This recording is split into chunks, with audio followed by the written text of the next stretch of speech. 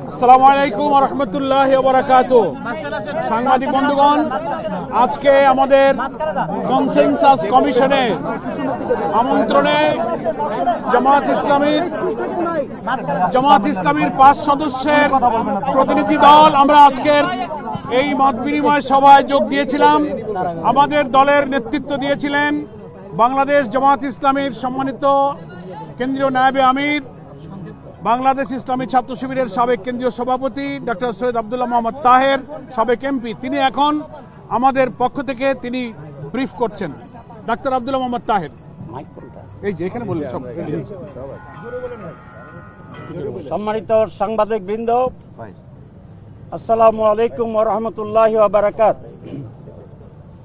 আমাদের এই টিমে 5 জন ছিলেন, এখন আমরা 3 জন আসছি, কারণ বাইরে অনেকক্ষণ অপেক্ষা করতে হয়েছে, যাদের ধৈর্য কম তারা চলে গেছে।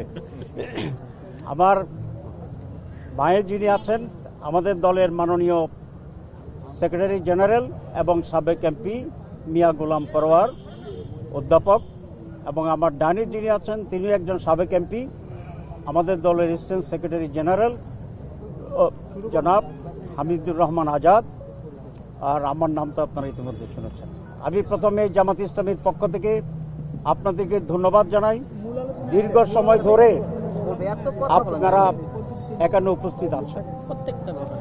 আজকে আপনারা ইতিমধ্যে জেনেছেন যে প্রধান উপদেষ্টা এবং রিফর্ম কমিশনের নতুনভাবে যারা সদস্য ছিলেন তাদের সাথে বৈঠক হয়েছে। ওনারা কীভাবে এটা করবেন এবং বিভিন্ন দলের সাথে স্টেক হোল্ডারদের সাথে আলাদাভাবে আলোচনা করবেন সে বিষয়ে আলোচনা হয়েছে। আমরা এই উদ্যোগকে স্বাগত জানিয়েছি এবং সকল পজিটিভ সিদ্ধান্তে জামাত ইসলামী সমর্থন জানাবে আমরা এটা ঘোষণা করেছি। এবং আমরা এটা বলেছি যে এই সংস্কার কমিশনের চূড়ান্ত সিদ্ধান্তগুলো পৌঁছার পরে যথাশীঘ্র সম্ভব যাতে নির্বাচন অনুষ্ঠিত হয় সেই প্রস্তুতি গ্রহণ করার জন্য।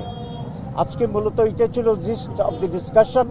আর ডিটেলসটা ওনারা আমাদেরকে বই দিবেন, সেটা পর্যালোচনা করে আমরা জামাত ইসলামী এবং ওই যে টিম আছে সরকারের তার সাথে আলাদা বৈঠক হবে, মত বিনিময় হবে এবং সেখানেই আমরা আমাদের মূল সিদ্ধান্ত এবং আলোচনা জানাবো। এটাই আজকের মূল প্রতিপাদ্য বিষয়। আপনাদের সবাইকে ধন্যবাদ।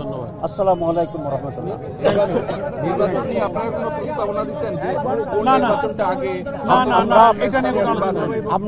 আমরা বলেছি যে সংস্কার প্রয়োজন, এই জন্য সংস্কারটা উপরে আমরা ঐকমত্য হই, তারপরে যথাশীঘ্র সম্ভব নির্বাচন অনুষ্ঠিত হবে। প্রধান উপদেষ্টা তো বলেছেন ডিসেম্বরের ভিতরে ওরা করবেন, আমরা সেটা দেখছি হাউ ইট গোজ।